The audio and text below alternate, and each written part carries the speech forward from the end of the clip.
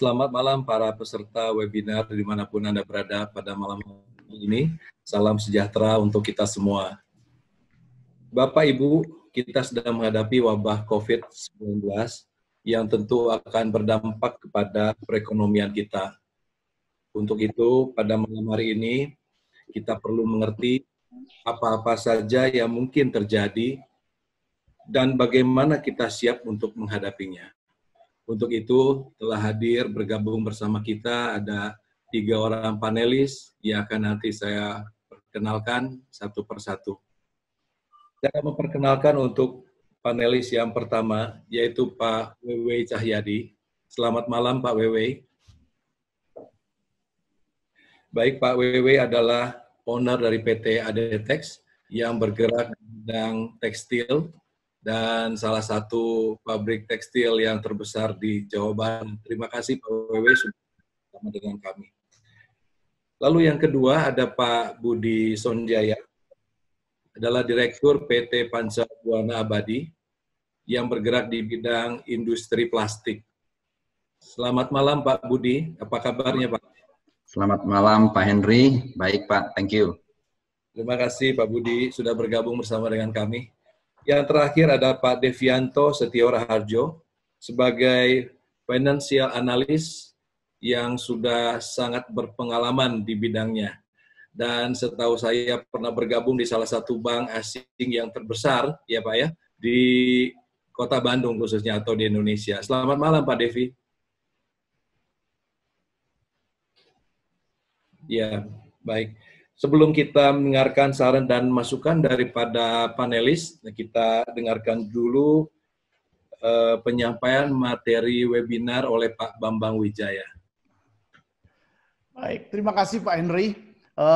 Pak Henry tadi sudah memperkenalkan panelis kita. Pertama-tama Pak Wewe Cahyadi, owner dari PT ADTEX. Saya rasa hampir jarang orang yang bergerak di dunia tekstil, baik di Jawa Barat maupun di Indonesia yang tidak pernah mendengar nama ADTEX. Jadi kita sangat bersuka cita Pak Wewe bersedia hadir memberikan arahan bagi kita yang saya yakin tentu pengalaman, pengetahuan, wawasan di dalam dunia bisnis akan sangat yang ada pada Pak Wewe tentu akan sangat melengkapi kita.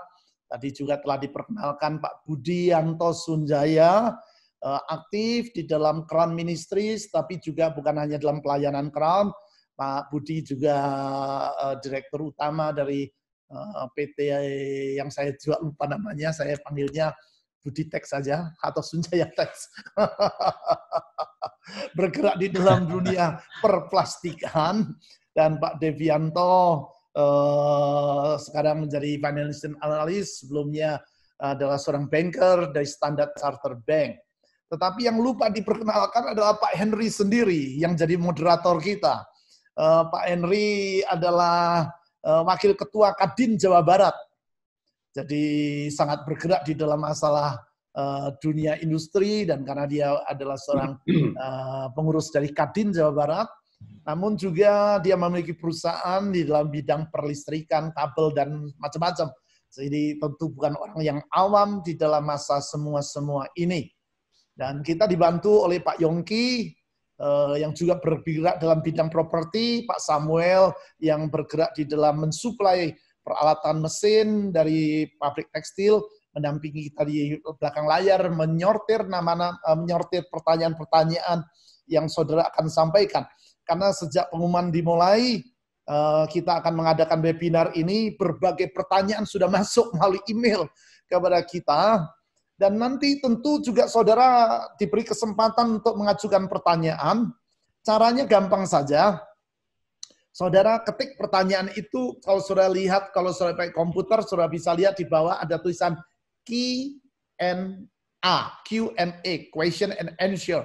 Saudara boleh mengetik pertanyaan-pertanyaan saudara di situ, atau saudara juga boleh mengetiknya di chat, dan pertanyaan-pertanyaan yang masuk akan ditampung oleh Pak Yongki dan Pak Samuel, kemudian nanti akan diarahkan sehingga saudara dapat bertanya kepada para panelis yang sudah ada dan siap melayani semua saudara-saudari.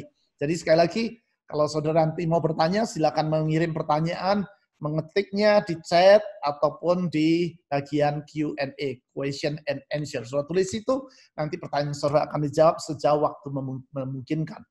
Saudara-saudari, seperti yang tadi telah diutarakan dari awal oleh Pak Henry, kita sedang melewati masa yang tidak mudah, atau dikatakan oleh moderator kita yang pertama, Saudara Yesi, kita sedang melewati masa yang tidak mudah sehubungan dengan COVID. Masa tidak mudah ini bukan hanya berkaitan dengan masalah kesehatan jasmani. Ya, memang berkaitan dengan masalah kesehatan jasmani. Tetapi juga berkaitan dengan keadaan ekonomi. Karena seperti yang kita ketahui, orang tidak lagi leluasa bergerak, orang harus bekerja di kantor, dan tentu akibatnya roda ekonomi perputarannya agak melambat atau bahkan sangat melambat. Itu tidak dapat dihindari. Khususnya kita yang ada di perkotaan.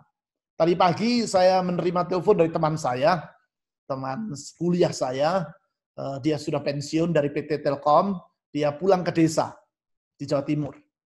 Dan dia telepon saya. Jadi saya berbincang dengan dia. Saya tanya bagaimana keadaan di desa. Dia katakan kalau di desa ya relatif masih oke. Saya tanya orang masih ke sawah? Ya masih ke sawah. Pasar ya jalan biasa. Sedikit sepi tapi biasa. Saya tanya toko, lah kalau di desa nggak ada toko besar, yang ada warung. Saya tanya warung gimana? Warung jalan saja. Nampaknya kalau di desa pengaruhnya belum terlalu terasa. Belum. Tapi kalau di perkotaan jelas, sangat terasa. Abang becak misalkan mengalami kesulitan. Gojek, orang tidak berani naik Gojek. Banyak faktor-faktor begini, bukan hanya dalam urusan kecil, dalam urusan rumah tangga tentunya ada permasalahan dalam masalah finansial, tapi juga bukan hanya pengelolaan keuangan keluarga, tapi juga dalam masalah perusahaan, apalagi masalah perbankan dan yang lain-lain yang perlu kita mengerti, supaya di dalam menghadapi masa demikian, kita mendapatkan hikmat, sama seperti yang Tuhan pernah berikan kepada Yusuf. Sehingga di dalam masa kemarau yang sangat panjang yang dialami oleh Mesir, karena Yusuf memiliki hikmat dari Tuhan, akibatnya dia tahu apa yang harus dia kerjakan, dan dapat memberitahu kepada Raja Mesir apa yang harus dilakukan. Sehingga akibatnya justru di tengah masa sukar, saya ulang, justru di tengah masa sukar, Mesir mendapatkan keuntungan besar. Ya, karena mereka sudah punya cadangan gandum untuk 7 tahun. Nah, saudara bayangkan kalau di negara lain semuanya kehabisan gandum, hanya Mesir yang punya gandum, harga gandum tentu naik, bukan? Karena di masa supply and demand. Dan kalau harga gandum naik, Mesir punya. Akibatnya pada zaman itu salah satu alasan mengapa Mesir mencapai masa keemasannya adalah karena hikmat yang ada pada Yusuf. Nah, saudara-saudari, berarti sesungguhnya krisis juga dapat berarti kesempatan. Bukankah itu kata mereka yang pakar dalam bahasa Mandarin? Saya tidak pakar. Bahasa Mandarin saya rada kalang kabut atau sangat kalang kabut, saya tidak tahu. Hanya kata orang, kata dalam bahasa Mandarin, kata krisis itu juga punya arti kesempatan. Krisis itu artinya kesempatan. Jadi kita harus melihat masa krisis sekarang ini sebagai kesempatan. Kalau Allah menuntun kita dengan hikmatnya, maka masa yang tidak mudah ini justru akan menjadi kesempatan bagi kita untuk lebih berkiprah. Nah, saya cukupkan dulu pengantar saya.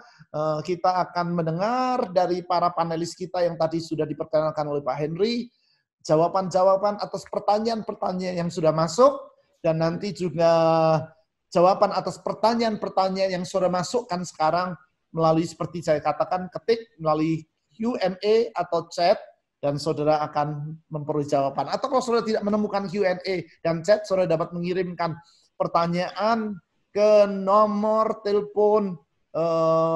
Saya lihat dulu, saya terlalu banyak nomor telepon, jadi nggak bisa ingat satu-satu ini.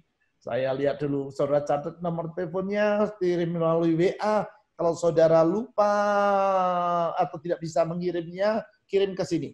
0811 896 876. Gampang ya?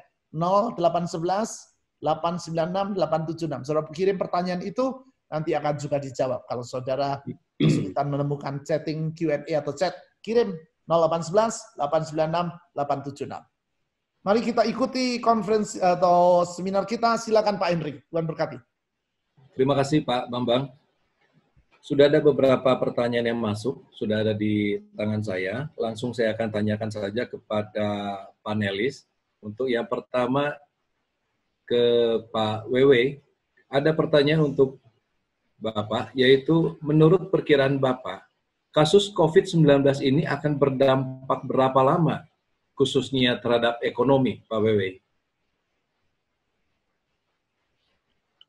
Baik, selamat malam teman-teman semua. Saya akan mencoba untuk membagikan apa yang saya tahu, pengalaman saya. Memang topik yang diangkat dalam webinar ini topik yang luar biasa ya, karena badai ekonomi yang melanda kita saat ini yang luar biasa. Jadi kalau kita lihat dalam sekitar 25 tahun ini, kita tahu ada krisis tahun 98, krisis Asia. Waktu itu negara-negara di Asia dilanda krisis berat, tapi Indonesia lebih berat lagi memang karena dicampur lagi dengan krisis politik dan kerusuhan. Tapi kalau kita lihat Amerika, Eropa, Timur Tengah, mereka dalam keadaan yang baik. Sedangkan krisis di tahun 2008 itu terbalik. Amerika, Eropanya oke, yang babak belur kitanya yang dalam kondisi baik-baik saja. Sehingga bagi kita yang bisnisnya dalam negeri, ya tidak terlalu merasakan masalahnya. Sedangkan tahun kemarin, memang udah dirasakan dibandingkan ketiga itu paling berat, karena di luar negerinya ada kena urusan trade war antara China dan Amerika yang mempengaruhi seluruh dunia, krisis di Turki. Tapi di Indonesia juga kita kena masalah urusan pilpres yang pengaruh terhadap ekonomi kita luar biasa. Bahkan boleh dikatakan sepanjang tahun kemarin sangat terganggu. Tapi dibandingkan itu semua, krisis kali ini jauh lebih berat lagi. Bahkan orang bilang ini terparah semenjak Perang Dunia Kedua ya. Dan yang kali ini diuji bukan hanya kita sebagai para pengusaha, para pekerja profesional, tapi negara-negara sedang menghadapi ujian yang sangat berat. Bagaimana menangani dari sisi kesehatan, pengobatan, ekonomi yang terdampak oleh ini semua, dan ketahanan uang negara. Sebagai contoh, Singapura sudah menggelontorkan dana 55 miliar dolar hanya untuk sebetulnya penduduk 5,7 juta orang. Indonesia kan penduduknya kira-kira 48 kali lipat lebih besar. Jadi bisa dibayangkan sebetulnya kebutuhan yang diperlukan oleh negara kita untuk mensupport rakyatnya melewati krisis ini sangat-sangat besar. Bahkan Jepang sudah mengumumkan mereka menyiapkan dana 1 triliun dolar dan Amerika 3 triliun dolar. Tapi kalau kita lihat juga di tengah keadaan yang sangat-sangat buruk ini, sebetulnya ada bisnis yang luar biasa baik ya, menikmati keuntungan yang luar biasa, contohnya masker gitu kan. Harganya sudah berkali-kali lipat. Mereka menikmati keuntungan yang fantastis malah. Nah, kalau bicara kembali ke pertanyaan yang tadi disampaikan, berapa lama dampaknya terhadap ekonomi, ini tentunya pertanyaan yang sangat-sangat sulit. Berapa waktu yang lalu Presiden Amerika Donald Trump mendapatkan pertanyaan yang mirip dan dia sendiri kebingungan menjawabnya. Akhirnya dia menyampaikan satu jawaban yang akhirnya cukup jadi ngetren sekarang ini, yaitu dia bilang, it will get a lot worse before it gets better. Dia hanya menyampaikan artinya kita harus melewati satu periode yang sangat buruk dulu sebelum kembali menjadi baik. Memang kalau kita melihat kepada kejadian di China, di mana mereka mulai memberlakukan lockdown, itu kira-kira di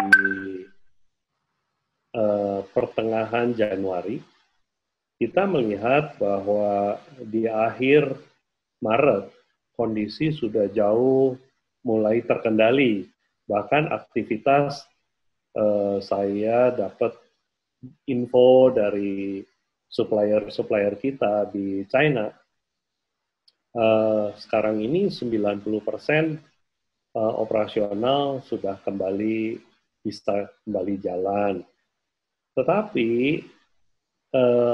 masalahnya karena negara-negara di dunia ini yang menjadi pasar mereka dalam kondisi yang sedang lockdown, akhirnya secara ekonomi kondisi pulihnya itu belum bisa dirasakan. Walaupun merekanya sudah mulai siap 90%, tapi ujung-ujungnya mereka juga kesulitan. Bahkan dari beberapa kontak yang saya berhasil hubungi, mereka katakan justru mereka dalam keadaan tidak bisa operasional yang maksimal karena customer-customer mereka yang ada di luar negeri dalam posisi lockdown. Jadi memang kalau secara sisi kesehatannya sendiri, dari sisi COVID-19-nya, kita lihat China perlu waktu 2,5 bulan kira-kira.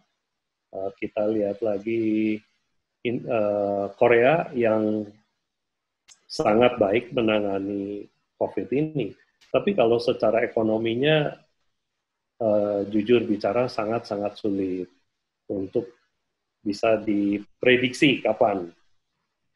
Namun saya pribadi mencoba mengambil pelajaran dari kejadian di tambang di Chili yang pernah dibagikan oleh Pak Bambang kepada kita-kita, di mana ada 33 pekerja tambang yang terjebak dalam tambang yang ambruk 700 meter di bawah tanah.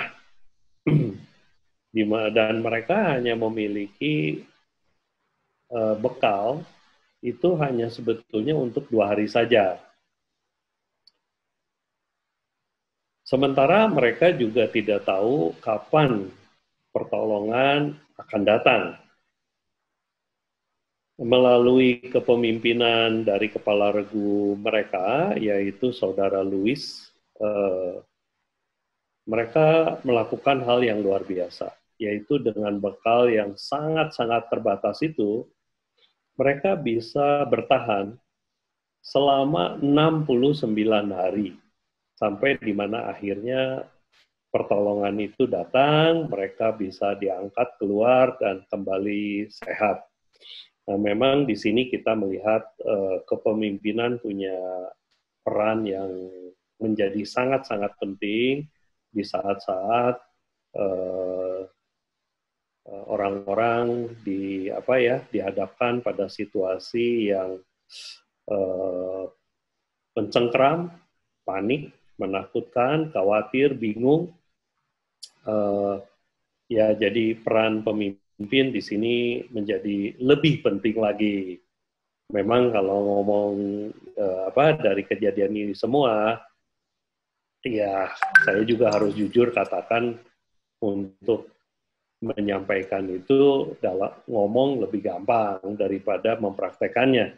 Tapi ya kita coba belajar untuk bagaimana dalam situasi yang sulit, di mana kita juga belum tahu kapan ini bisa berakhir, ya kita berusaha untuk mengelola, untuk mempersiapkan diri sepanjang mungkin. Mungkin itu yang bisa saya sampaikan, Pak Hendrik. Ya, baik, terima kasih Pak Wewe. Kalau di negara China itu kan 2 bulan atau 2 bulan setengah itu kan ketika mereka lockdown, itu kan baru selesai, baru pulih ya Pak Wewe ya. Tetapi Ya. ekonominya itu kan baru mulai ya Pak, berarti ya. Kalau di Indonesia Pak, kita tidak melakukan lockdown, tetapi penanganan yang terbatas saja Pak. Dan kita juga mungkin diperkirakan belum mencapai puncaknya Pak dari COVID-19 ini. Artinya apakah kemungkinan bahwa pemulihan ekonomi kita itu lebih lama Pak, bisa sekitar 6 bulan ataupun bisa sampai dengan akhir tahun begitu Pak? Kira-kira menurut Pak Wewe? Ya, kembali memang di Indonesia ini kita dari Pak Presiden tidak memberlakukan lockdown ya. Ya. Tapi di dalam kita lihat prakteknya di lapangan, khususnya di kota-kota besarnya, ya boleh dibilang sudah mirip lockdown gitu. Hampir semuanya berhenti, jalan-jalan besar juga sudah ditutup, jadi secara praktis ekonomi berhenti. Indonesia memang sangat bergantung kepada pasar di luar juga. Jadi ketergantungan kita kepada pasar luar juga masih sangat besar. Dengan sekarang India memberlakukan lockdown dari tanggal 20-an bulan kemarin, dan katanya akan tahap pertama mereka akan lihat sampai tanggal 15 April. Mereka, Mr. Modi akan lihat apakah bisa dibuka kembali atau dilanjutkan. Dan negara-negara lain juga dengan kondisi itu semua tentu kita sangat tergantung ya, khususnya bagi perusahaan-perusahaan yang menjalankan ekspor.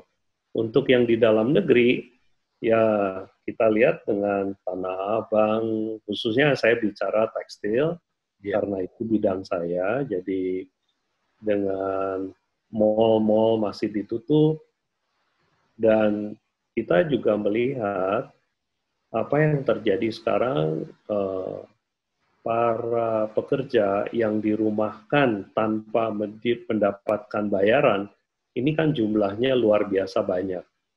Artinya, buying power di dalam negeri tentunya ambruk. Tadi kita mendengar Pak Jokowi akan memberi santunan bagi masyarakat bawah yang kehilangan mata pencariannya dengan 600.000. Ya, tapi artinya kita bisa bayangkanlah bahwa dengan penghasilan atau dana santunan itu, ya mereka paling hanya bisa untuk betul-betul mencukupi kebutuhan yang sangat-sangat mendasar. Artinya, kalau kita bicara kapan sampai bisa menjadi pulih kembali, ya saya melihat waktunya masih cukup panjang ya. Kalau bisa akhir tahun udah bagus gitu. Ya, baik Pak Wewe. Terima kasih. Pak, kalau demikian, apa yang perlu kita lakukan sebagai anak-anak Tuhan di dalam menghadapi masa-masa krisis seperti ini, Pak Wewe? Ya, jadi memang seperti tadi saya sampaikan, situasinya sangat sulit dan belum pernah dunia ini mengalami ya khususnya generasi-generasi kita. Jadi dalam situasi yang demikian, tadi Pak Bambang menyampaikan seperti halnya kejadian Mesir, di mana Yusuf diberikan oleh Tuhan hikmat.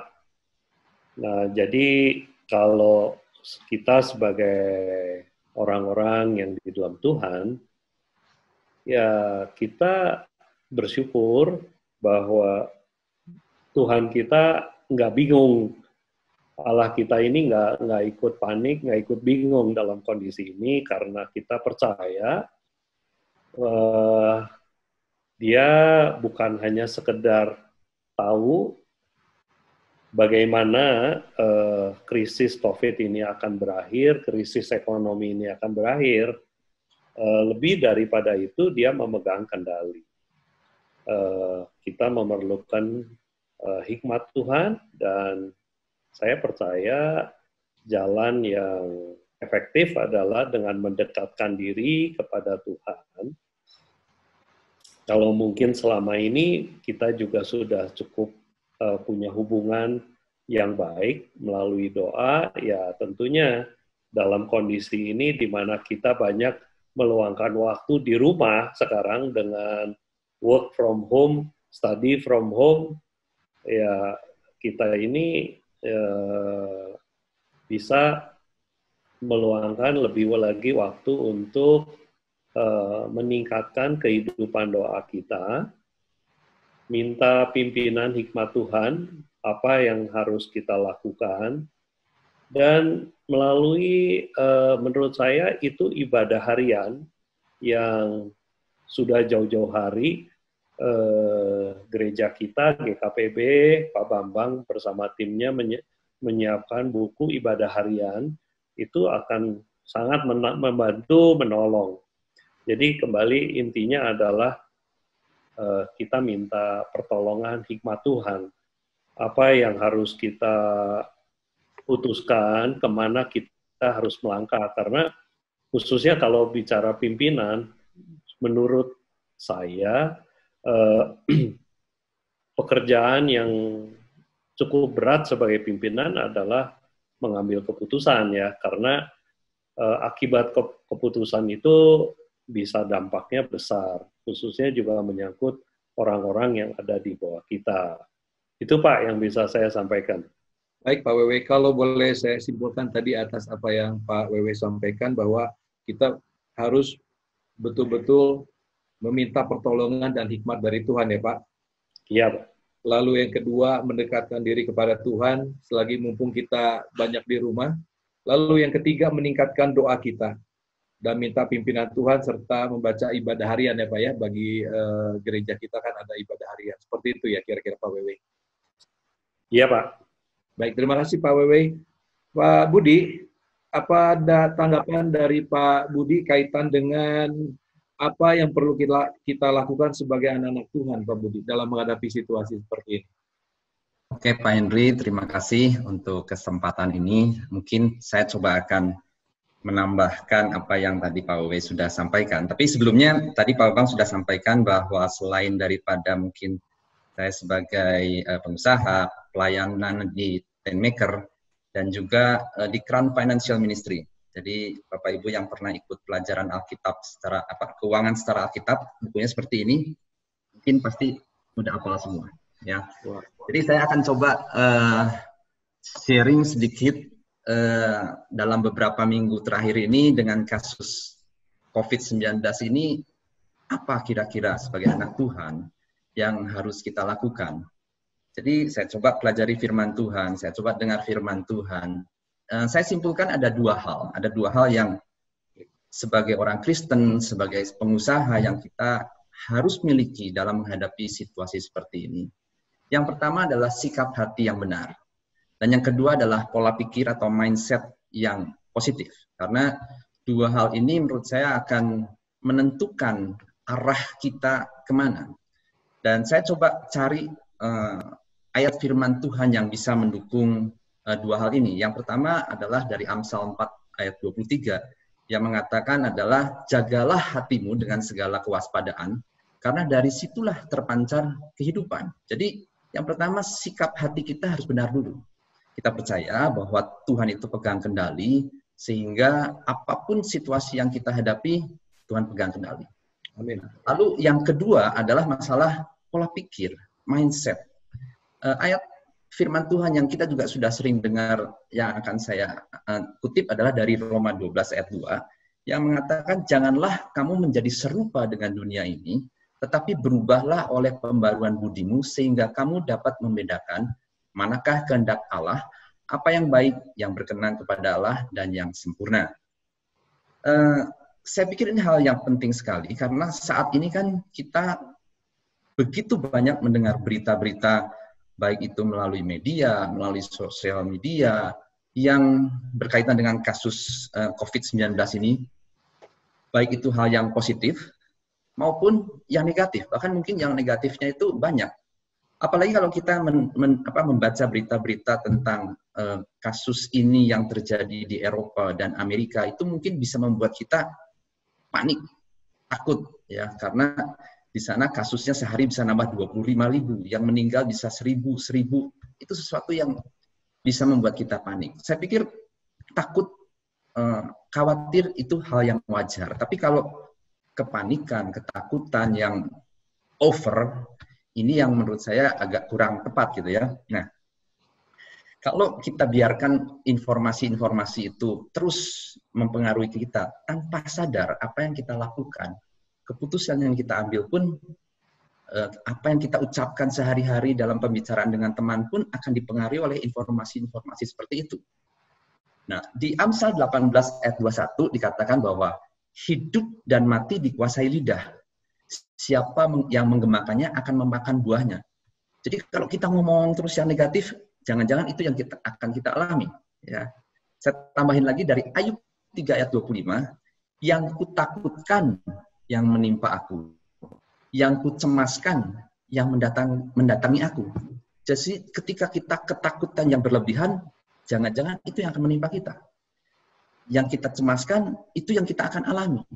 Maka dari itu kita harus punya satu mindset atau pola pikir yang benar, yang positif, sehingga tindakan kita, keputusan kita adalah keputusan yang benar. Nah, untuk kita punya mindset atau pikiran yang positif itu tidak terjadi begitu saja, ya. Jadi kita harus berupaya. Kita tahu ini sesuatu yang tidak mudah, tapi kita harus upayakan. Contoh seperti sekarang dalam kasus COVID-19 ini, belum ada obatnya, ya kan, sehingga itu yang membuat orang mungkin panik dan takut. Cara yang kita tahu adalah bagaimana kita hidup secara sehat, ya, hidup secara sehat, ya. Nah, hidup sehat itu tidak bisa ditularkan, ya, hidup sehat itu tidak bisa ditularkan. Tapi penyakit itu tanpa kita minta, itu kita bisa tertular. Jadi kalau kita biarkan hal-hal yang negatif itu, jangan-jangan kita tertular oleh pikiran-pikiran yang negatif tadi.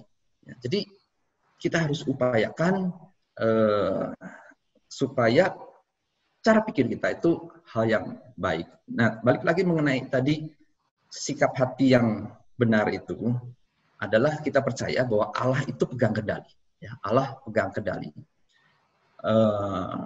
Satu ayat firman Tuhan yang dari buku tadi yang saya tunjukkan, ayat hafalan yang menjadi satu firman Tuhan yang menjadi pegangan saya, karena itu menguatkan saya dari 1 Tawarikh 29 ayat 11 sampai 12, yang intinya bahwa Tuhan pegang kendali atas segala sesuatu, karena alam semesta adalah milik Tuhan, semua itu dalam kendali Tuhan, bahkan manusia pun di dalam kendali Tuhan. Dan mungkin tambahan lagi satu atau dua lagi ini ya, yang Roma 8 ayat 28, firman Tuhan yang kita juga tahu bahwa segala sesuatu itu akan mendatangkan kebaikan bagi mereka yang mengasihi Tuhan, ya kan? Tuhan izinkan semua itu terjadi karena Tuhan mempunyai rencana yang lebih besar. Dan yang berikutnya, yang saya rasa kita juga harus mempunyai satu mindset bahwa kita ini adalah seorang pemimpin. Ya. Seorang pemimpin bukan berarti bahwa saudara adalah pemimpin perusahaan, saudara adalah pemimpin satu organisasi, tapi saya pikir kita semua ini pemimpin. Dalam kasus seperti ini, kita semua itu pemimpin. Ya. Dalam Ulangan 18 ayat 13 kita tahu bahwa Tuhan mengangkat engkau menjadi kepala dan bukan ekor. Dia akan membuat kita naik dan bukan turun. Maksud saya begini, ya.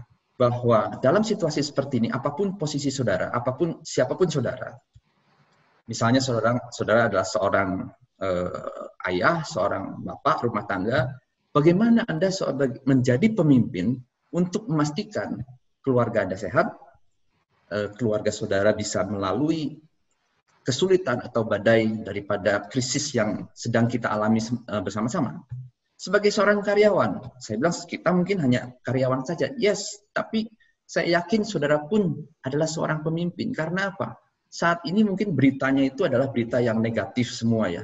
Tapi bagaimana apa yang kita ucapkan dari mulut kita, hal yang positif, yang memastikan buat teman-teman kita untuk kita bersama memerangi atau mengatasi dalam COVID-19 ini. Ya.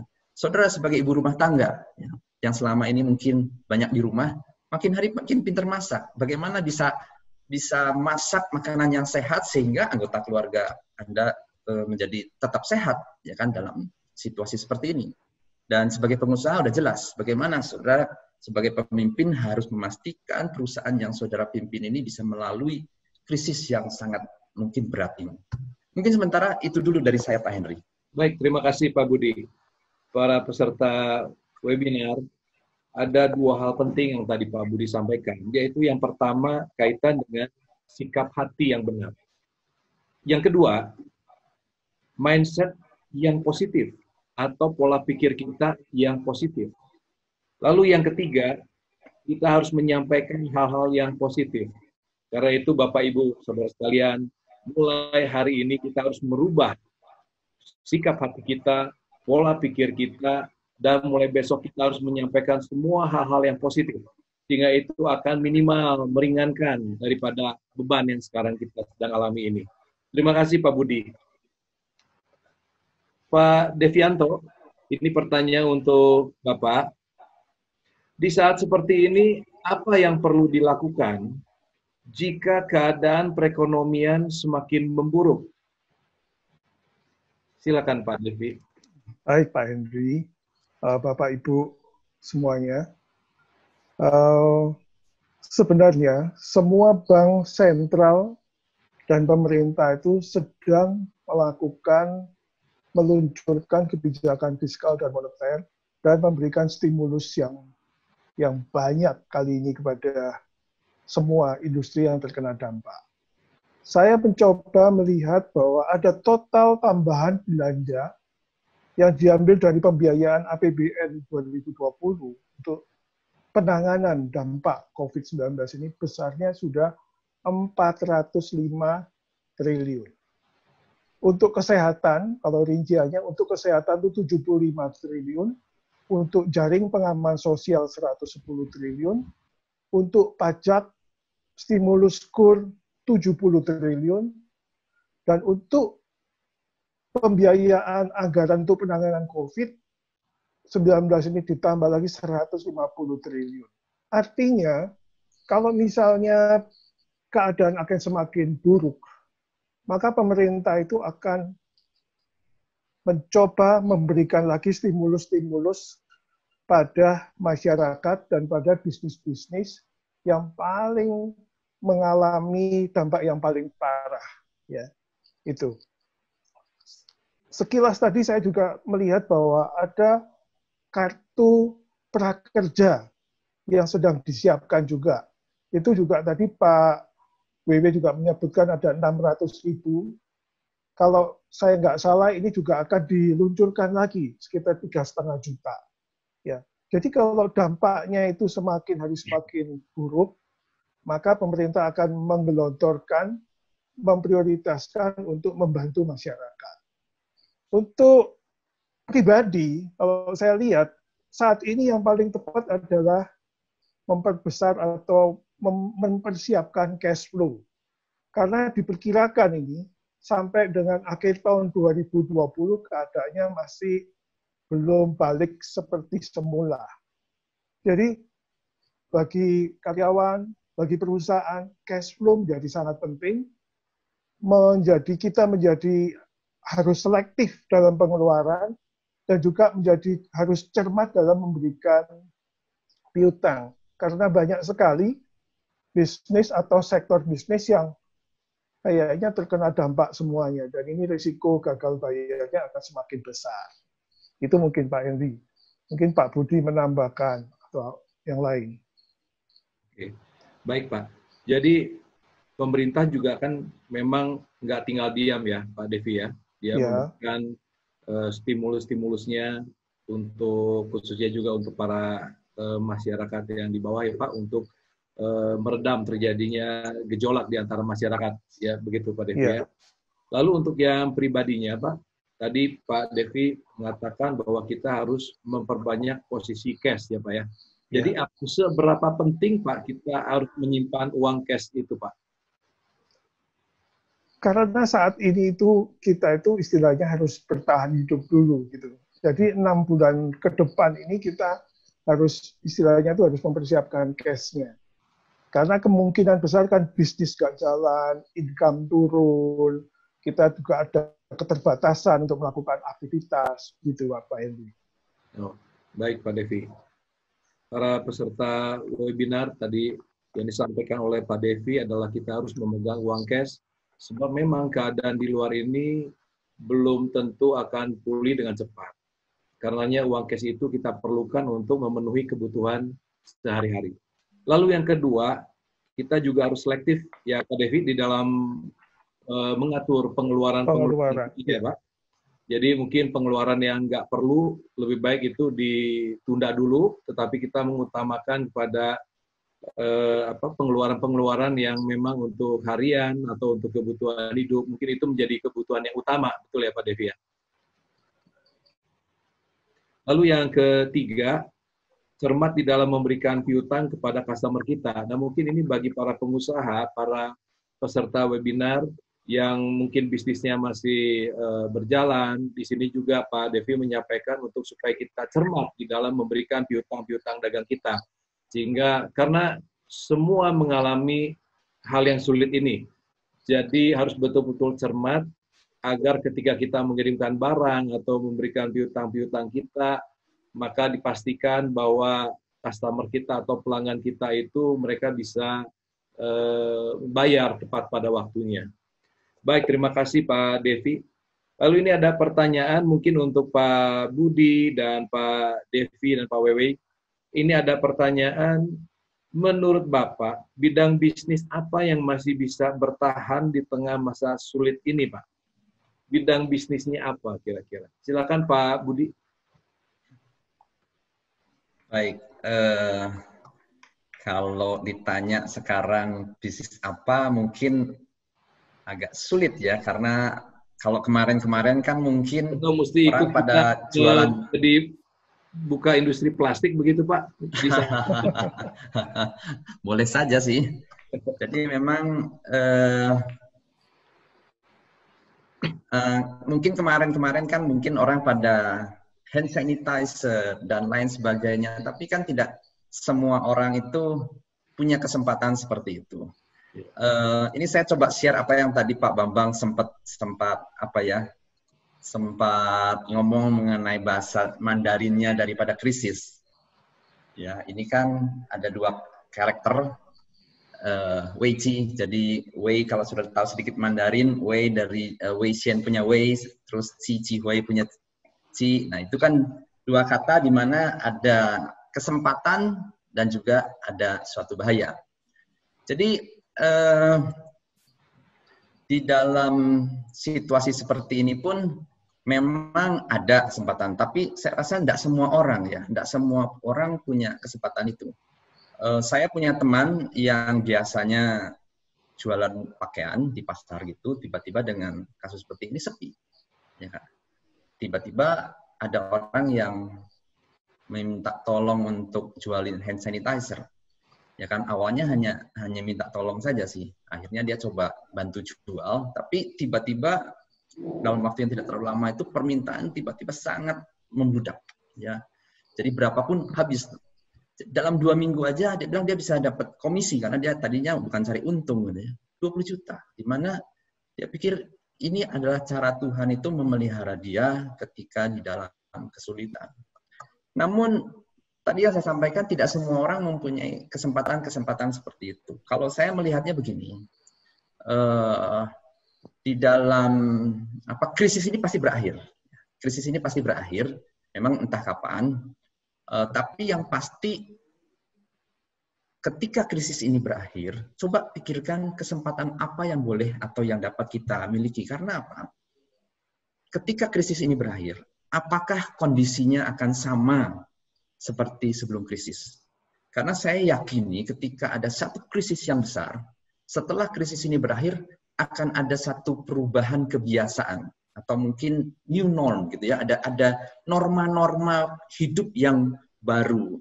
Karena akibat dari krisis ini, apakah itu menjadi satu orang menjadi concern tentang kebersihan dan lain sebagainya. Jadi kita harus pikirkan apakah perubahan itu akan berdampak kepada usaha kita, berdampak kepada pekerjaan kita. Nah, ini yang kita harus pikirkan karena jangan-jangan bisa usaha kita malah jadi tambah terpuruk atau sebaliknya makin bertambah. Karena buat saya secara pribadi dalam waktu-waktu saat ini mungkin malah jadi sibuk gitu ya dengan kayak gini. Karena yang saya pikirkan, wah banyak kesempatan-kesempatan baru, terutama di bidang saya ya, karena saya nggak mikirin yang lain. Dalam bidang saya bisa banyak, saya pikir, oh setelah ini saya bisa ini, saya bisa, jadi saya akan beli mesin-mesin yang baru karena ada hal yang baru yang berubah setelah krisis ini berakhir. Mungkin itu yang saya bisa sharingkan Pak Henry. Baik, terima kasih Pak Budi. Jadi ketika krisis ini berakhir, akan ada peluang usaha yang baru ya Pak Budi. Kemungkinan seperti itu ya. Dibandingkan kita memikirkan usaha apa yang bisa kita jalankan di saat-saat masa krisis ini, ya memang dalam keadaan krisis memang sebetulnya ada yang bisa kita olah, dan juga ada juga situasi yang sulit juga untuk bisnis bisa berkembang. Tetapi menurut Pak Budi, sebaiknya kita pikirkan setelah krisis ini ya Pak, mungkin ada suatu perubahan, nah di situ kita bisa menangkap peluang bisnis apa yang bisa kita jalankan. Begitu ya Pak Budi ya? Iya Pak. Ya, baik Pak Budi, terima kasih. Mungkin ada yang disampaikan oleh Pak Devi Pak, menambahkan Pak? Ya, sebenarnya kalau dari segi perbankan, saya melihatnya ada peluang. Ya, kali ini itu ada peluang. Peluangnya di mana? Pada saat krisis ini, itu asing itu pada keluar dari aset-aset di Indonesia. Yang mengakibatkan istilahnya itu US dollarnya naik karena mereka kembali lagi memperkecil risiko balik ke safe haven. Biasanya seperti itu ya. Investor itu perilakunya seperti itu. Nah, ketika mereka meninggalkan, yang ditinggalkan saat ini itu yang banyak itu adalah surat hutang negara Indonesia. Surat hutang negara Indonesia sendiri sebenarnya adalah instrumen investasi yang cukup bagus. Ya. Nah, di mana kali ini itu surat hutang yang paling sensitif itu yang 10-15 tahun dan 20 tahun itu banyak dijual oleh investor asing. Akibatnya harganya didiskon. Kalau saya lihat tadi harga sudah didiskon sekitar 7%. Padahal surat hutang negara Indonesia ini memberikan kupon 7%.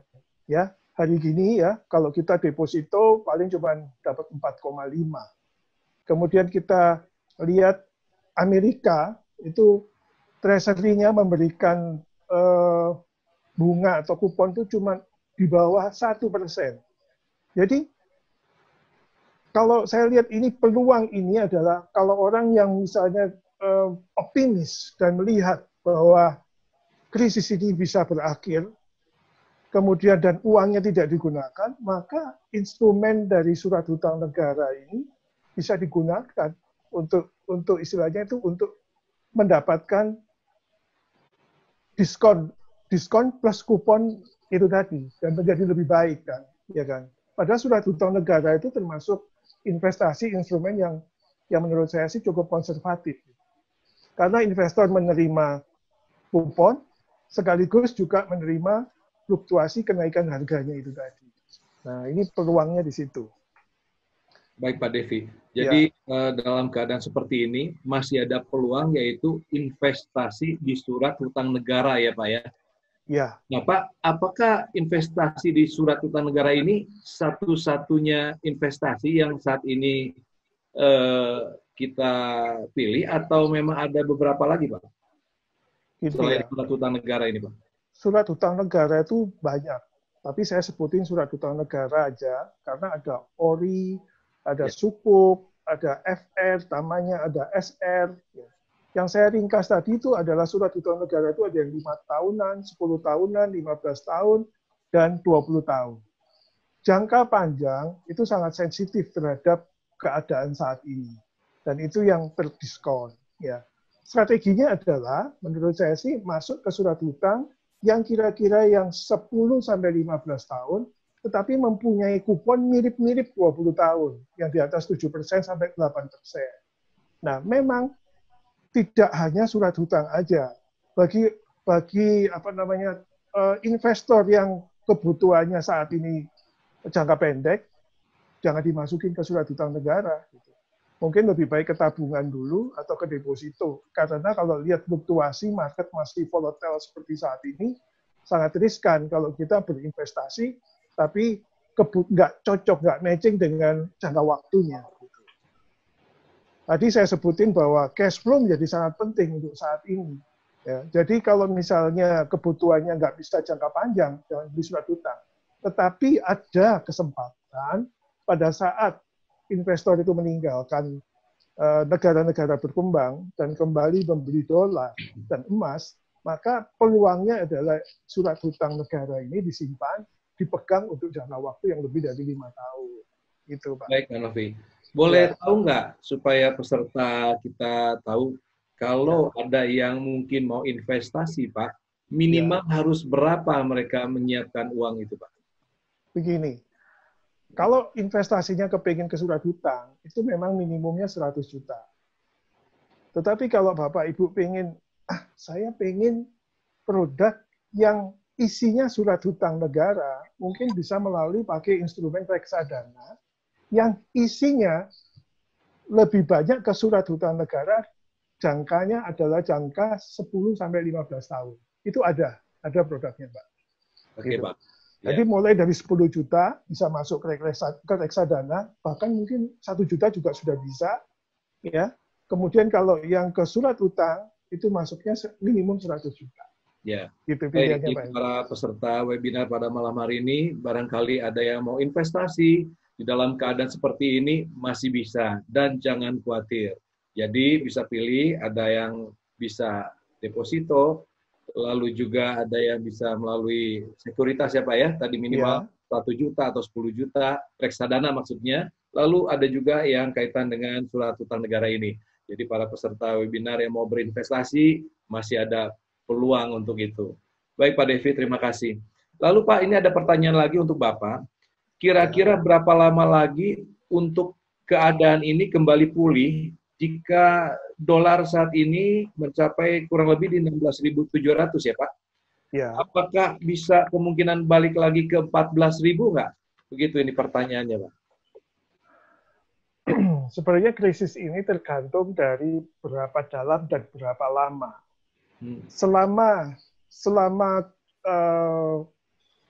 COVID-19 ini itu masih belum menunjukkan adanya vaksin yang ditemukan atau perbaikan, maka ketidakpastian itu masih tetap ada.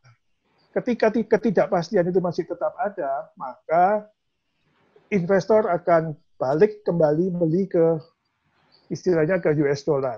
Nah, selama US dollar itu balik lagi atau dibeli lagi oleh investor karena keluar dari negara-negara berkembang, maka agak susah dolar kita itu turun.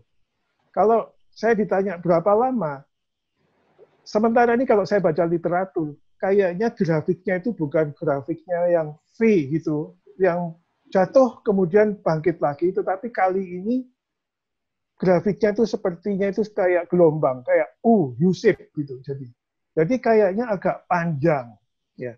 Tetapi kalau market nanti itu udah mulai pulih, saya yakin, saya lihat bahwa surat utang negara Indonesia itu sangat menarik kalau dibandingkan dengan yang US dollar di bawah 1, maka mereka akan mulai berputar kembali. mulai lagi masuk lagi ke aset-aset yang mereka anggap bisa memberikan lebih dari yang ada di Amerika. Gitu. Dan tentu saja kalau itu balik lagi, uang-uang itu menjadi capital inflow ke Indonesia, maka kalau saya baca riset daripada beberapa manajer investasi, akan balik lagi di 15 ribuan, Pak. 14 sampai 15 ribuan kembali. Berarti indikatornya Pak, ini artinya pasar sedang menunggu perkembangan ya Pak ya? Betul. Saya kata kalau COVID-19 ini mulai mereda dan pasar mulai membaik, maka ini akan terjadi berbalik arah. Begitu ya Pak Devi ya? Yang paling duluan dimasuki oleh investor itu adalah capital market. Ya, yang kayak tadi Pak Budi, Pak WW itu untuk industri mungkin sedikit lebih lama. Tapi investor itu akan balik duluan, begitu lihat kesempatan, dia akan bawa modalnya balik lagi ke Indonesia. Yang paling gampang itu, karena dia nggak usah siap-siapin stoknya dan lain-lain, produksi dulu gitu. Tapi dia akan lihat kesempatannya. Oh, di Indonesia saat ini kasus COVID-nya sudah mulai mereda. Di dunia, di global juga mulai mereda. Apalagi kalau vaksinnya sudah ditemukan, kepastian itulah yang ditunggu-tunggu oleh investor. Nah, mereka akan mulai berpikir, ngapain ya saya taruh di Amerika kalau bunganya cuma di bawah 1%. Maka dia mulai melihat, oh ternyata surat hutangnya dibandingin di beberapa negara. Dilihat Indonesia, oh gap-nya sekian ini. Kalau saya di Indonesia bisa dapat 8, di sana cuma 1. Maka ini adalah pilihan yang sangat menarik buat investor. Itu sebabnya kalau mereka balik lagi, maka US dollar kemungkinan akan mencapai ke keseimbangan yang baru. Begitu Pak Indi. Baik. Lalu bagaimana dengan pernyataan Ibu Menteri Keuangan Sri Mulyani, seandainya kalau dolar itu mencapai di 20.000 Pak? Nah ini bagaimana? Ya, Bu Mulyani itu mempunyai beberapa skenario. 20.000 itu adalah skenario yang paling worst. Gitu. Ya, yang paling jelek. Gitu. Jadi kalau kita pakai patokan yang 20.000, sebenarnya itu adalah keadaan yang paling susah menurut saya. Ya. Jadi semua mungkin pengusaha juga akan melihat kalau 20.000 bisnis makin berat, Pak. Berarti kalau ini mencapai 20.000, maka ini bisa dikatakan kalau bisnis itu mandek ya Pak ya? Tidak bisa berjalan ya Pak? Iya. Karena dolarnya terlalu tinggi. Akan susah, dan pemerintah akan konsentrasi bagaimana memprioritaskan untuk membantu masyarakat dulu. Ya, seperti yang tadi Pak Devi sampaikan ya Iya. Pak, mungkin pemerintah akan lagi-lagi Pak, dia mengeluarkan menggelontorkan lagi ya stimulusnya lagi, atau memberikan stimulus lagi bagi para masyarakat Pak, kira-kira begitu ya Pak ya? Iya Pak Indi. Ya. Pak, bagaimana kiat supaya survive bagi orang yang punya hutang besar ke bank Pak dalam waktu hari-hari ini Pak? Mungkin ini yang bertanya adalah pengusaha Pak. Jadi seandainya mereka masih punya pinjaman ke bank, mungkin untuk modal kerja dan lain-lain, yang menyikapi keadaan seperti ini, mungkin income mereka juga menurun. Apa saran dari Pak Devi untuk mengatasi hal ini Pak? Ya memang ini situasi seumur-umur baru saya alami sekarang ya Pak, ini begini krisis ini ya. Jadi kalau saya lihat di pengusaha tentunya memang berat sekali ya. Maka berdasarkan pengalaman saya, mungkin pengusaha itu boleh mulai merestrukturisasi atau merefinance bahasanya gitu ya. Restrukturisasi itu dia melihat bahwa kalau saya nggak kuat bayar ke bank saat ini, saya akan datang ke bank minta jangka waktu angsurannya diperpanjang. Cicilannya supaya lebih kecil. Begitu, Pak. Ya. Atau minta outstanding-nya diangsur dengan jangka waktu yang lebih panjang. Begitu. Apa bisa Pak Devi kalau kredit modal kerja itu dirubah fasilitasnya menjadi cicilan jangka panjang begitu, Pak?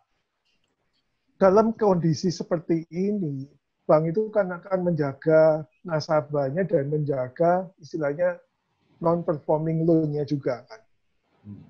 Selama itu memungkinkan dan cocok dengan apa namanya, dengan kebutuhan nasabah dan arus kasnya nasabah, sumber pembayarannya, maka usulannya itu akan dipertimbangkan, Pak Edi. Oke, Pak. Jadi nggak masalah ya, Pak ya? Nggak masalah. Situasi seperti ini itu harusnya sih bisa dikomunikasikan, dan kalau memang kita, daripada kita macet, mendingan kita ngomong duluan, ya kan? Minta restrukturisasi, atau ya depositonya dicairin, dibuat untuk bayar dulu supaya plafonnya nggak gede gitu, Pak. Ya. Lalu Pak, bagaimana dengan orang yang sedang angsur rumah, Pak, bayar cicilan rumah, lalu bayar cicilan mobil, motor, dan bagaimana juga mereka harus membayar hutang-hutang di kartu kredit dengan keadaan sekarang. Nah ini bagaimana Pak? Yang KPR, yang kredit kepemilikan kendaraan, dan lain-lain, ini bagaimana juga Pak mengatasinya Pak? Sebenarnya kemarin sudah ada himbauan untuk menagih ya kan. Tetapi saya rada belum percaya itu terjadi di lapangan gitu ya, bahwa apakah benar itu tagihan kartu kreditnya bisa ditangguhkan, begitu. Kemudian angsuran KPR-nya bisa ditangguhkan.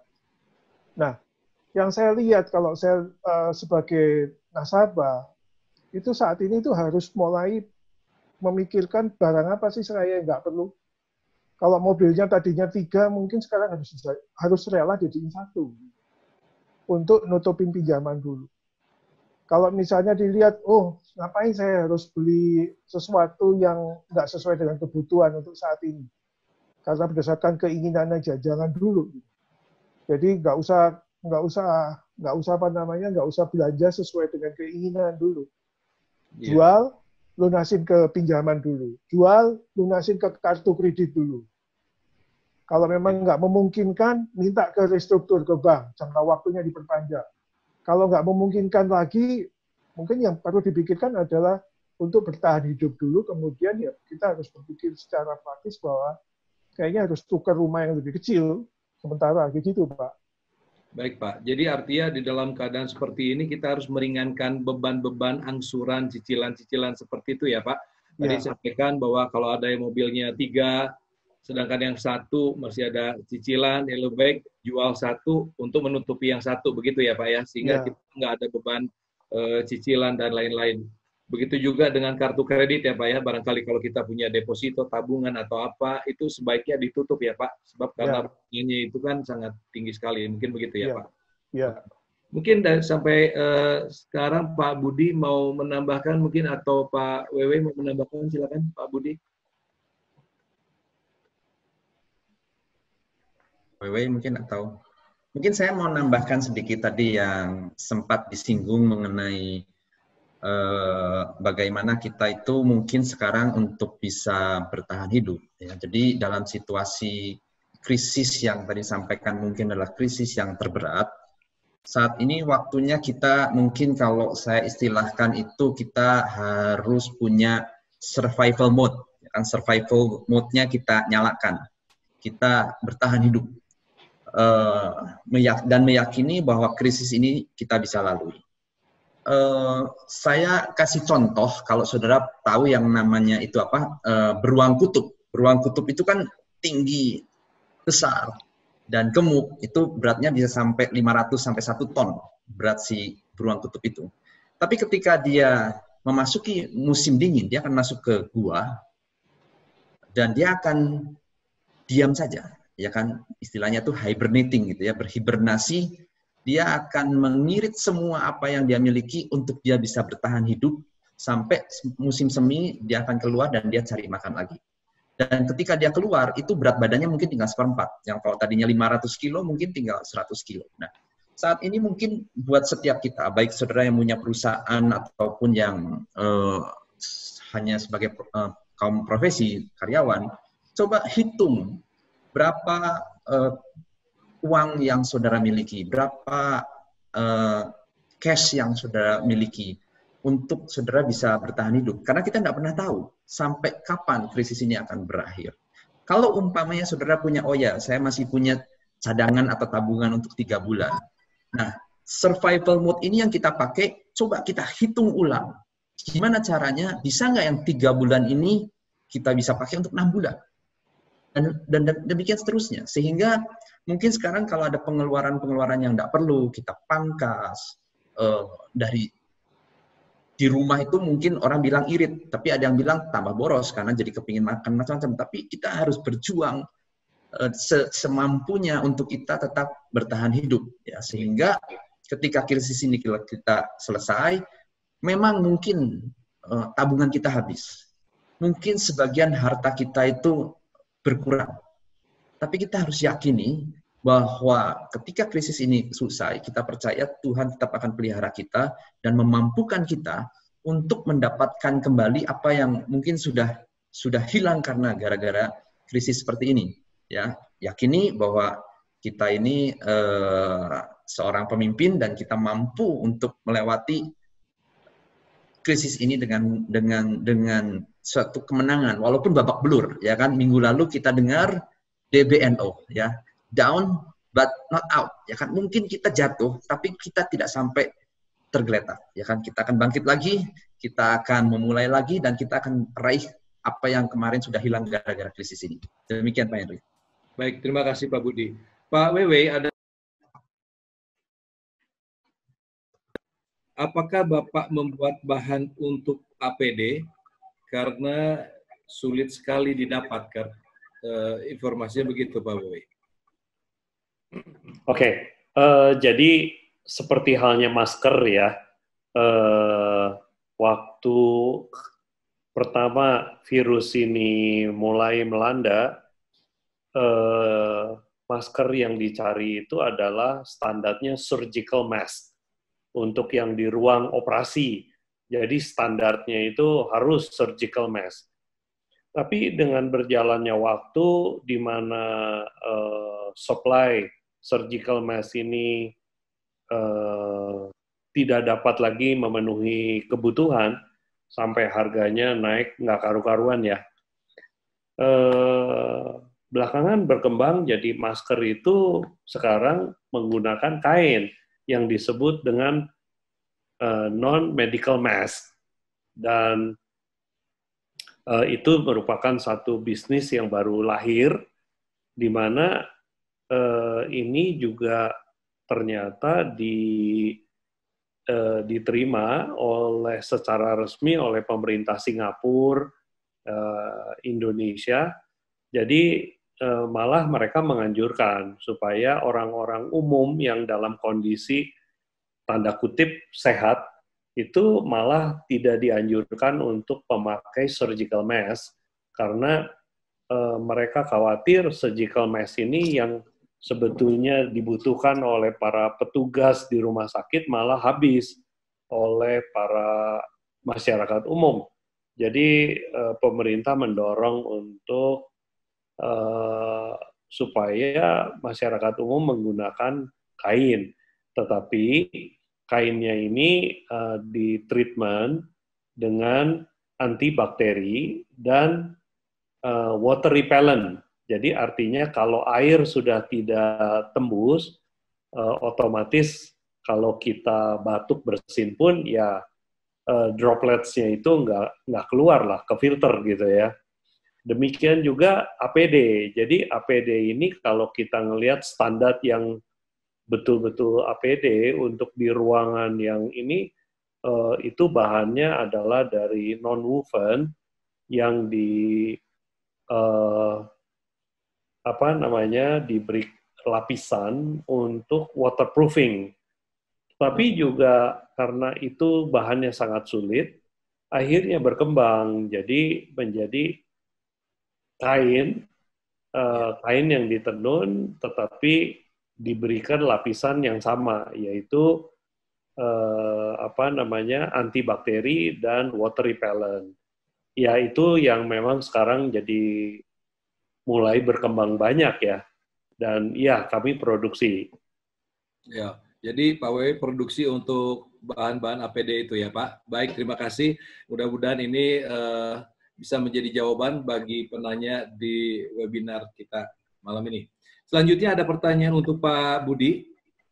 Pak Budi, saat situasi sulit seperti sekarang, di mana masker dan juga APD sangat dibutuhkan, apakah kita sebagai jemaat Tuhan boleh menjual peralatan tersebut untuk meraup untung yang besar? Nah, bagaimana Pak Budi? Pak Budi kalau dibilang untung besar, langsung ketawanya enak Pak, kelihatan Pak. Kalau orang bisnis kan, ini katanya kesempatan katanya. Jadi balik lagi, saya pikir kalau secara dunia mungkin ini adalah kesempatan untuk cari untung. Tapi saya pribadi meyakini sebagai anak Tuhan, kita tidak hanya kita berusaha itu tidak hanya sekedar melihat untungnya, tapi apakah yang kita lakukan itu berkenan di hadapan Tuhan. Ya. Jadi contoh misalnya sekarang, dalam keadaan sulit, salah satu strategi adalah penghematan. Tapi justru di dalam situasi ini, kita mengeluarkan banyak biaya di tempat saya nih ya. Jadi sejak 3 minggu yang lalu, karena melihat situasi ini, cara satu-satunya adalah orang itu tetap sehat. Jadi sejak 3 minggu yang lalu itu, setiap karyawan saya, setiap hari saya kasih vitamin. Walaupun cari vitamin juga nggak gampang kan. Nah itu adalah biaya tambahan dan lumayan kita setiap hari kasih vitamin, ya kan. Lalu kita harus nyediain hand sanitizer, disinfektan, masker, kita sediain semuanya itu. Dan itu biaya-biaya yang di luar kita punya mungkin tidak pernah ada sebelum dipikirkan. Jadi ketika dalam kesempatan ini ada bisnis, ya kita bersyukur. Tapi balik lagi ya menurut saya sih agak kurang etis kalau memang tujuan kita itu adalah mau mencari untung sebesar-besarnya. Ya. Jadi pendapat saya seperti itu Pak Henry. Baik. Lalu bagaimana cara menumbuhkan usaha kecil Pak, di dalam kondisi seperti ini? Sorry sekali lagi Pak Henry. Bagaimana cara menumbuhkan usaha yang kecil di dalam kondisi seperti ini, Pak? Ini ada pertanyaan yang ditujukan kepada Pak Budi. Tadi di awal saya sempat ngomong dalam kondisi saat ini rasanya tidak mudah ya Pak, karena semua krisis ini itu boleh dikatakan hampir berdampak kepada semua bidang. Hanya mungkin bidang-bidang tertentu yang berkaitan dengan kesehatan yang saat ini secara industrinya itu masih bisa berjalan dengan baik. Secara umum saya terus terang tidak tahu kan bagaimana caranya, tapi yang saya dari pengalaman sebelumnya itu tuh tidak ada suatu bisnis yang tiba-tiba itu bisa jadi besar. Semua pasti melalui proses. Memang ya kan. Contoh tahun 98 ya kan, saya pernah mengalami krisis seperti itu. Mungkin bagi sebagian orang itu adalah suatu dampak ekonomi yang besar. Padahal saya ingat saat itu, tahun itu, bagaimana Tuhan justru memberkati saya luar biasa saat itu, ya kan, di luar daripada pemikiran. Jadi ketika di dalam situasi krisis seperti ini, saya meyakini bahwa peran Tuhan itu lebih besar dan kita harus yakini apa sih yang Tuhan mau lakukan di dalam kehidupan kita. Karena inilah waktunya di mana Tuhan itu membuat perbedaan terhadap anak-anak Tuhan. Kan karena kalau ekonominya semua lancar, semuanya baik ya normal-normal aja ya. Jadi inilah waktunya kita cari Tuhan, dekat kepada Tuhan, supaya pemikiran kita juga sama dengan Tuhan, sehingga kita tahu apa yang menjadi kehendak Tuhan. Seperti dalam doa Bapa kami, jadilah kehendak-Mu di bumi seperti di sorga. Ya, itulah yang mungkin balik lagi pola pikir kita yang harus positif. Demikian Pak Henry. Baik, terima kasih Pak Budi. Waktu kita tinggal 10 menit lagi, tapi masih ada banyak pertanyaan-pertanyaan. Ya mungkin panelis bisa menjawabnya dengan singkat karena ini pertanyaan banyak sekali, sedangkan waktu kita hanya 10 menit. Pak Devi, ada pertanyaan untuk Bapak kaitan untuk agen properti, apakah ada arahan dan apa yang harus dilakukan saat ini, Pak? Mungkin ini yang menanyakan adalah marketing dari property agent ya, Pak ya. Baik. Kondisi properti saat ini itu menurut saya juga ikut terkena dampaknya. Tetapi kalau sebagai agen properti, kita akan mencoba melihat apa yang sekarang itu dipasarkan oleh developer apa yang sekarang ada di spanduk di jalan-jalan, baik di kota Surabaya, apakah di Bandung, ataukah di Jakarta, tampaknya developer juga mulai membuat perubahan. Mereka menawarkan rumah hunian yang landed, tetapi dengan spek yang kecil dan dengan kualitas yang lebih baik. Jadi range harga cuma sekitar di bawah 1,5 atau di bawah 1 miliar. Dan hampir semua developer, kalau saya lihat, di Surabaya pun, developer besar seperti Pakuwon, Intiland, melakukan hal yang sama. Kalau saya amati dari kredit yang dibukukan oleh bank, itu hampir semua kredit dari KPR itu isinya tuh itu, yang segmen itu. Jadi kalau sebagai agen properti, sekarang itu harus membaca peluang atau membaca market yang ada itu saat itu range yang itu tadi. Nah, mereka sebagai agen properti harus mendekatkan, mungkin kalau yang primary atau yang rumah second, dia harus mulai rajin untuk mencari peluang di daerah-daerah yang rumah-rumah yang kira-kira sekitar itu. Yang 1 miliar, yang 1,5. Karena yang dimaui market itu saat ini itu seperti itu. Bagaimana yang 30 miliar? Jarang sekali. Bagaimana yang di atas 5 miliar? Bahkan jarang sekali transaksi. Ya, itu yang saya amati, Pak Henry. Baik. Pak, lalu ada pertanyaan lagi, Pak. Bagaimana cara bijak menggunakan kartu kredit untuk pembelanjaan kebutuhan rumah tangga? Untuk kesehatan dan lain-lain, Pak. Itu bagaimana cara menggunakan yang bijak seperti apa, Pak? Dan apakah benar pemerintah memberikan kelonggaran bunga pembayaran cicilan kartu kredit dan lain-lain, Pak? Pertama yang tadi, Pak, yang saya sebutin ya, pemerintah memang menghimbau, tetapi belum tentu bank-bank itu melakukan sesuai dengan himbauan itu. Nah, jadi ada banyak ceritanya lah. Kalau misalnya kartu kreditnya saya jangan ditagih dulu, kayaknya agak susah. Ya, banyak yang bank juga kesulitan kalau saat ini.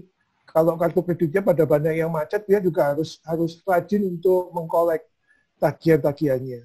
Kemudian cara bijak melakukan kartu kredit. Sebenarnya kartu kredit itu boleh ada di tangan kita, tetapi untuk emergensi, untuk misalnya kebutuhan ke rumah sakit, kecelakaan, atau kita belanja bulanan, tetapi kita punya dananya bahwa pada saat jatuh tempo kita sudah bisa melunasi.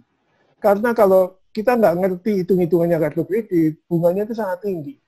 Bahkan lebih dari 2% per bulan. Ya, jadi kalau kita pakai kartu kredit hanya untuk, wah ini kok saya pengen beli baju, saya kepingin makan lagi, saya kepingin ngopi lagi, saya kepingin traktir anak istri lagi, kemudian dengan membuat karakter kita itu menjadi karakter yang boros, maka kartu kredit tidak memudahkan, Pak. Malah membuat hidup kita akan semakin susah. Baik, Pak Devi. Ya. Dengan kondisi IHSG saat ini, Pak, yang sudah kelihatan rebound, apakah ini timing yang tepat untuk ambil posisi, Pak? Kalau lihat IHSG, saat ini tuh saya masih mengatakan bahwa IHSG itu sangat volatile. Kenapa? Karena market masih belum percaya kepada istilahnya itu penanganan COVID. Ketidakpastian itu membuat istilahnya itu IHSG-nya itu bisa cepat ditinggalin, bisa juga naik. Yang membuat positif ini hanya respon sesaat karena adanya orang yang masih take profit atau mau bermain trading. Begitu, Pak. Ya. Tetapi kesempatannya sebenarnya kalau untuk jangka panjang, kita sekarang itu sudah melihat bahwa IHSG kita itu udah terkoreksi kalau sejak Januari kurang lebih 30-an. Kalau sekarang plus sekitar 8, ya mungkin sekitar 20-an lah. 20% sudah minusnya. Artinya adalah saat yang tepat juga, kalau kita punya horizon jangka waktu yang panjang, untuk beli perusahaan-perusahaan yang blue chip, Pak. Nah, saya sarankan sih kalau memang suka, itu adalah perusahaan yang di finance dan consumer. Yang kira-kira itu kita rasakan produknya di dalam kehidupan kita sehari-hari. Itu sih Pak Henry. Baik Pak, jadi sarannya adalah kita beli saham-saham yang blue chip adalah saham yang fundamentalnya yang kuat ya Pak ya. Dan fundamentalnya kuat. Betul. Ya, sektornya saya suka sektor yang banking dan sektor yang consumer. Ya, jadi dua ya Pak ya. Jadi Ya. sektor keuangan dan juga makanan, industri makanan. Kira-kira begitu ya Pak. Baik. Pak, ini waktu tinggal 5 menit lagi. Mungkin ada pertanyaan juga yang ditujukan untuk Pak Devi. Bisa dijawab singkat aja Pak. Bagaimana keamanan reksadana saat ini Pak? Apakah aman? Dan juga ada pertanyaan lagi, apa deposito ini juga masih dianggap aman Pak? Jadi ada 2 pertanyaannya saya gabungkan Pak. Pertama, kalau saya lihat deposito itu aman Pak. Karena itu masih ada penjaminan pemerintah. Kemudian kalau reksadana, hati-hati. Ada reksadana yang kemarin sedang istilahnya itu di ban oleh OJK yang berkaitan dengan Jiwasraya, berkaitan dengan Hansen, berkaitan dengan perusahaan-perusahaan yang memberikan fix dan underlying-nya nggak jelas. Ya, jadi kalau Bapak ikut yang reksadana yang di bank yang sudah jelas, reksadananya, manajer investasinya sudah jelas, harusnya aman, tetapi sekarang sudah menghadapi marketnya yang rada turun. Gitu. Baik, itu jadi baik, kalau baik. untuk reksadana memang harus diperhatikan sekuritasnya ya Pak ya, kira-kira begitu ya Pak ya? Ya, Diperhatikan Pak. sekuritasnya Ya. sebab memang ada yang dilarang sama pemerintah ya Pak ya, tapi Ya. untuk deposito itu masih relatif aman. Ya. Baik, masih ada waktu sekitar 1-2 menit, mungkin ada kata-kata terakhir closing statement dari Pak Budi, Pak Wewe atau Pak Devi Pak. Mungkin silakan hanya 1 menit Pak, silakan dari Pak Budi dulu mungkin Pak. Baik, mungkin 1 menit Pak ya. tadi kepanjangan ya. Baik, jadi memang mungkin situasi ini adalah situasi yang sulit bagi kebanyakan orang. Bagi pengusaha tadi sudah disampaikan ya kan, coba mungkin kita bisa being open, terbuka kepada karyawan kita untuk kita bisa menceritakan bagaimana kita sama-sama bersama-sama menjalani supaya kita bisa melewati krisis ini bersama-sama. Karena memang sesuatu yang mungkin tidak mudah. Jadi untuk mereka yang bekerja, tadi yang saya katakan, ya ini adalah waktunya kita untuk bertahan hidup, ya kan. Tapi mungkin juga kalau ada di antara pendengar di sini atau peserta webinar yang saya emang nggak ada masalah karena saya punya banyak cadangan. Mungkin ini adalah waktunya bagaimana kita bisa ambil bagian, berpartisipasi, empati kita dinaikkan untuk kita menolong orang-orang yang saat ini mungkin yang terkena dampak daripada krisis saat ini. Mungkin itu Pak Henry. Baik Pak Budi, terima kasih. Karena keterbatasan waktu, saya mohon maaf untuk para panelis juga. Mungkin kita akan akhiri webinar kita pada malam hari ini. Baik Bapak Ibu, pertanyaan masih banyak, namun karena waktu kita harus akhiri. Terima kasih untuk partisipasinya sudah bergabung di acara webinar pada malam hari ini. Terima kasih juga untuk para panelis atas saran dan masukannya yang tentunya sangat berharga bagi kita semua. Terima kasih dan tetap semangat, tetap kita mengandalkan Tuhan. Terima kasih dan Tuhan memberkati.